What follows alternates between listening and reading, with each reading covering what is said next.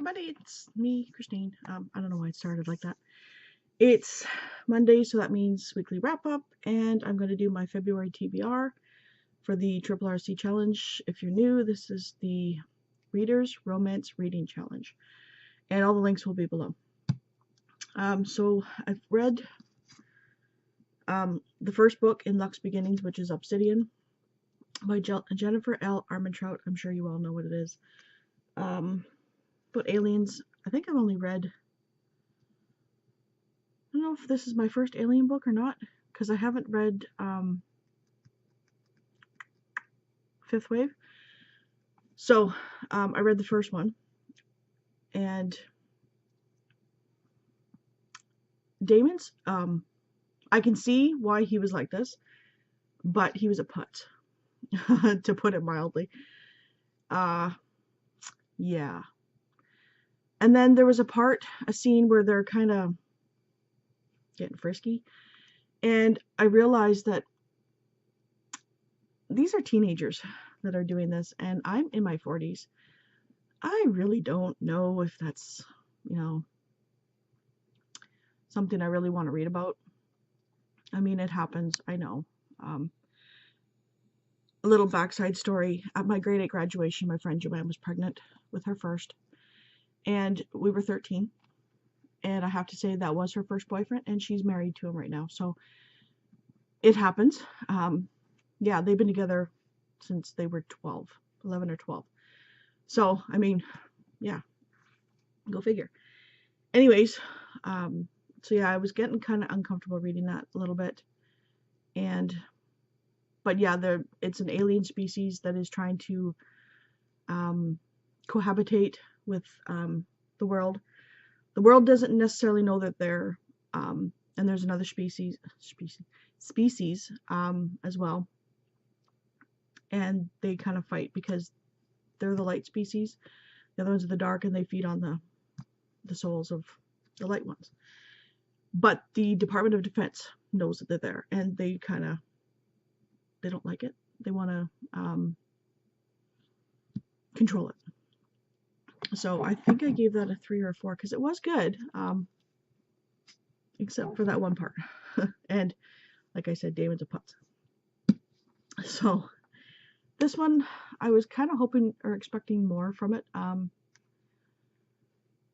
It was still good. I love the banter. It's Jacobi by William Ritter, and it's book 1. I don't know if the series has a name or if it's just Jacobi. He's quirky. He's got this, I wouldn't say trench coat, but this really big coat that he has full of stuff. And he is a detective that doesn't work for the police, but he's trying to work for the police, and the police don't believe him, but they do. And it's funny. So this one girl gets off the boat from England. She's trying to avoid her parents, sort of deal. And she's looking for an adventure. So she meets up with him, starts working for him, and they go to this murder where all the blood has been sucked dry from this person. And this is all in the 1800s.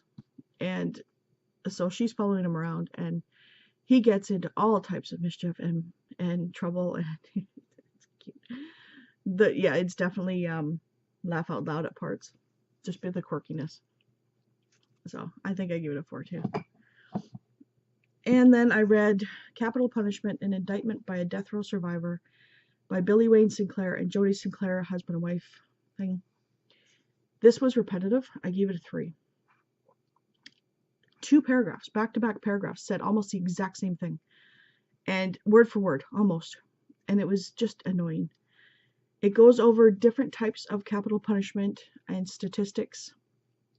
But I found that he was more intent on showing how black men, and he's a white man, black men get the brunt of all the capital punishments. White men that have done far, far worse get life in prison, and a black man might do something minor and get the death penalty for it. So it goes back from like history of it, from the certain not amendment, but the Furman Furman versus Georgia ruling.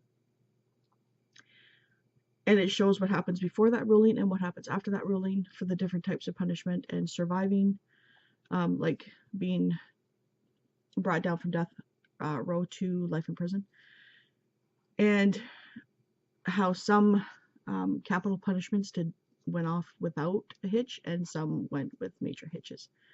Like, wow. But it was very dry.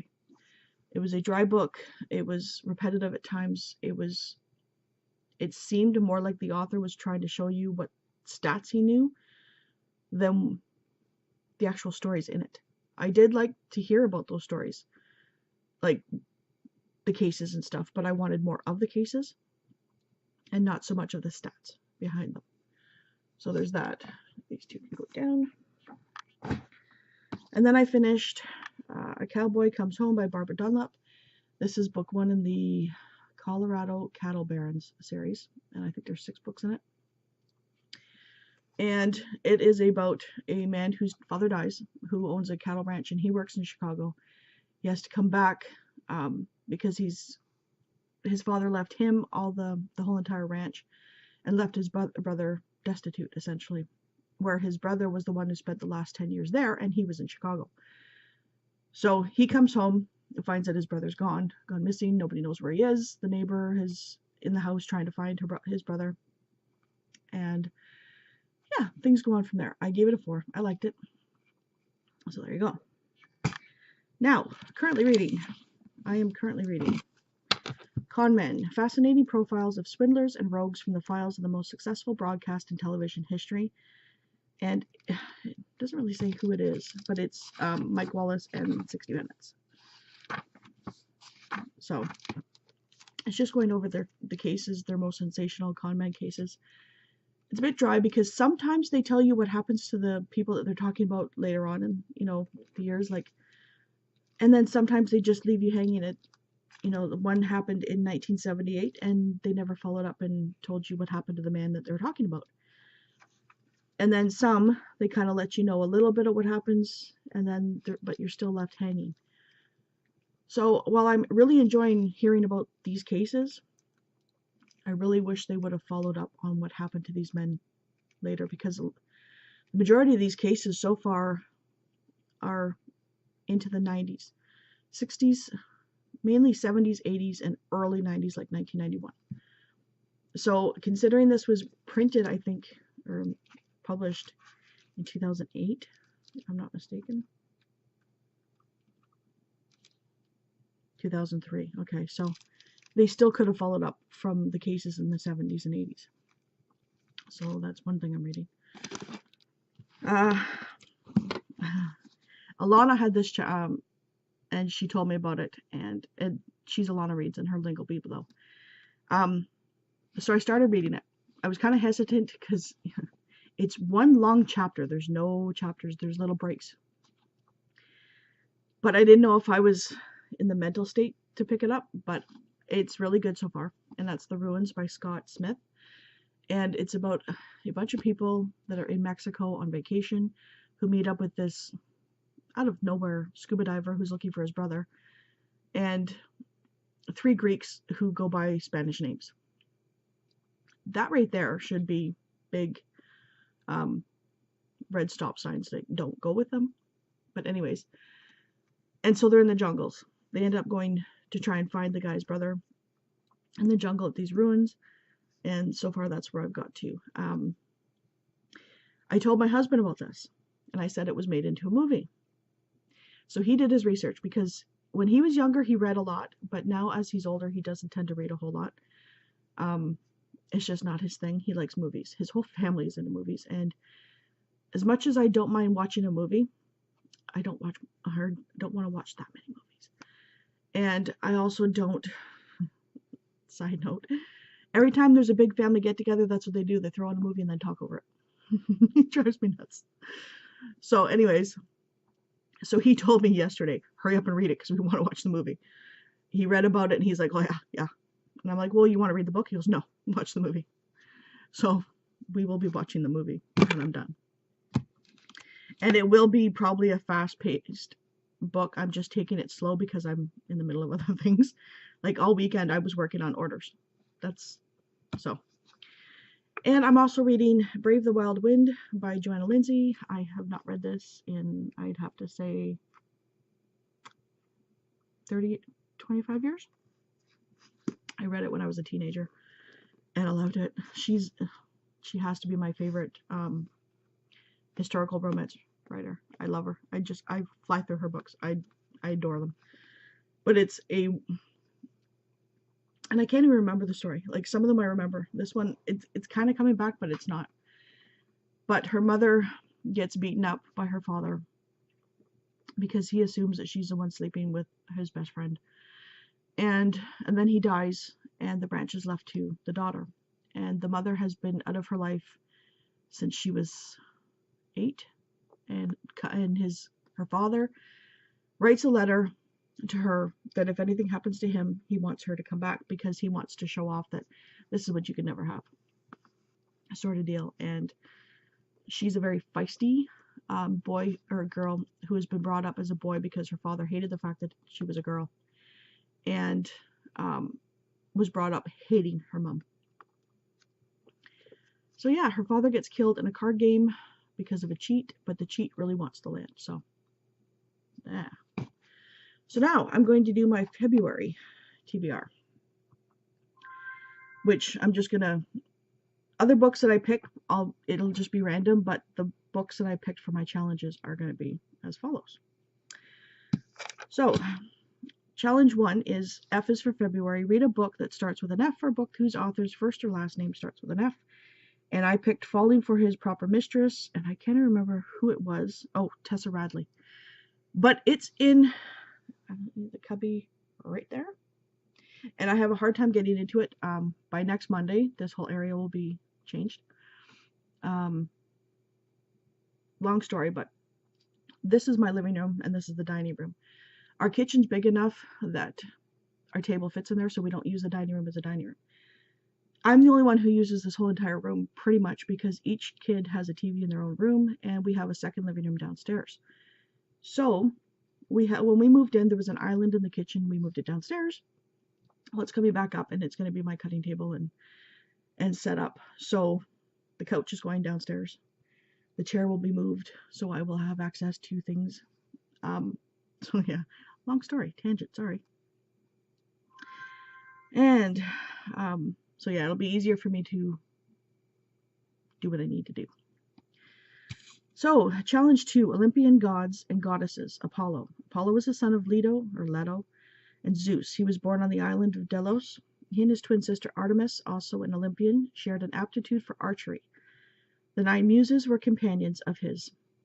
They were goddesses known for inspiring art and music. Read a book featuring siblings, bonus points if there is a set of twins.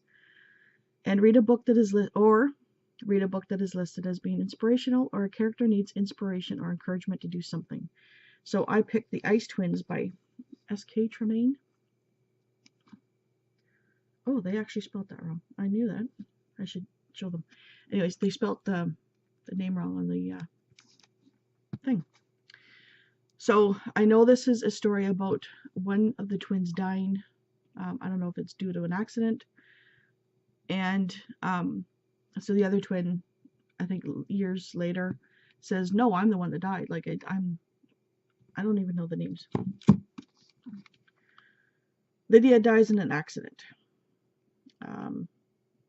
So Kirsty is the other twin. So Kirsty, I think later on says, "No, I'm Lydia.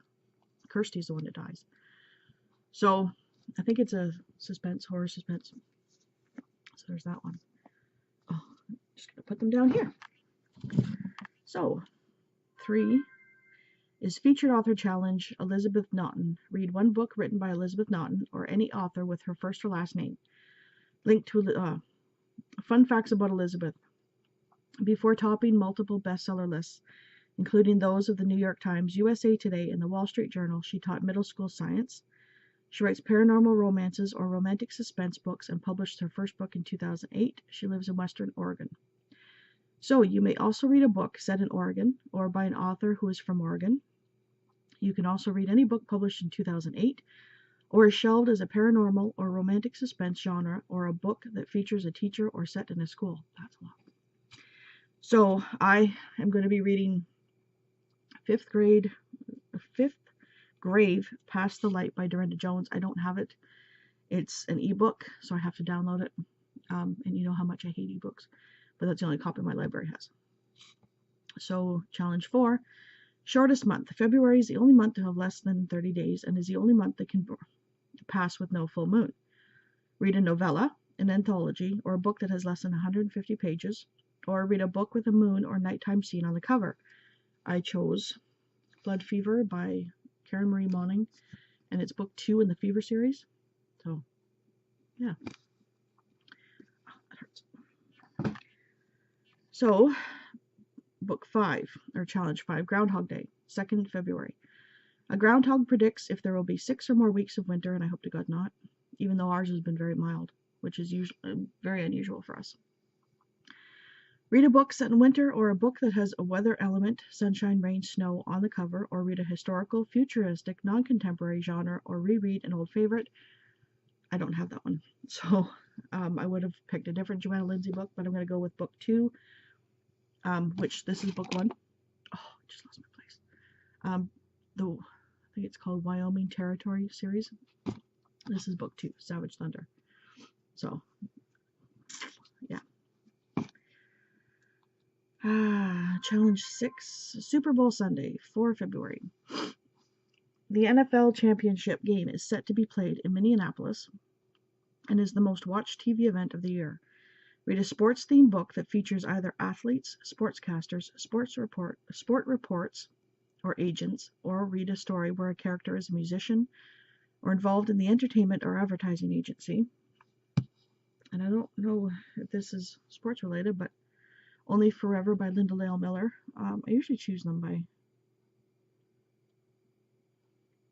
I think it has to do with sports. But I can't remember which one. So, anyways. Challenge 7, Mardi Gras, 13 February. Nowhere on the planet is Fat Tuesday celebrated more than on Bourbon Street in New Orleans. The day is celebrated with festivities and parades and, of course, much food and drink. While in New Orleans, a big tradition is in wearing Mardi Gras beads and giving them to others. Read a book set in New Orleans or has a celebration of some kind in the storyline, or read a book with a colorful cover, 3 or more colors, or has a beads mask on the cover. And I chose Honest Illusions by Nora Roberts. Oh, this one doesn't have it either. The other copy, my library doesn't have that copy, but the other copy has a giant mask on the front. So I'm going with that. I don't know if this is, but it does have to do with a celebration anyways, I'm pretty sure. Colorful world-renowned magician. So, sorry. Challenge 8 is Valentine's Day, 14 February. A day that represents romantic love and the expression of love or gratitude. Read a romance book or a book that has a predominantly Valentine theme, either in the title or in the cover, Hearts, Flowers, Cupid, Love, Kiss. So a perfect one is A Valentine for the Cowboy by Rebecca Winters, and this is book 1 in a series, I believe. But how perfect is that? Valentine, right in the title. Challenge 9 is Chinese New Year, 16 February, Year of the Dog, celebrated as the start of the new year in Chinese communities. The dog is the 11th animal in the Chinese zodiac and is a symbol of loyalty and honesty. Read a book where a character or characters have a new beginning or a second chance. Read a book that is a number 11 in a series or features a pet of some kind. Bonus points if it's a dog and double bonus points if it's a puppy. I picked Kristen Higgins' Catch of the Day, and there's a little puppy on the front. And 10 is random book. Read anything you want. So I'm going to read Onyx because, as you know, I hate bind-ups. You have to count them as 3 because, you know, you read the first one, you read the second one, but this counts as a book too. So it kind of throws off the Goodreads challenge, but what are you going to do? This is the only version. Well, they do have electronic, but you know how I hate ebooks. And it's not that I hate them. I just don't get as much enjoyment out of them. And suffering from migraines and problems with my eyes. When I want to shut down my brain, I can't be doing ebooks.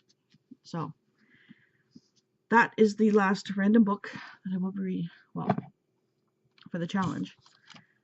And after that, I will just be picking and choosing which books I want to read. So I hope everybody has an awesome day. It's 20 minutes. I'm sorry. Anyways, have a good day, guys.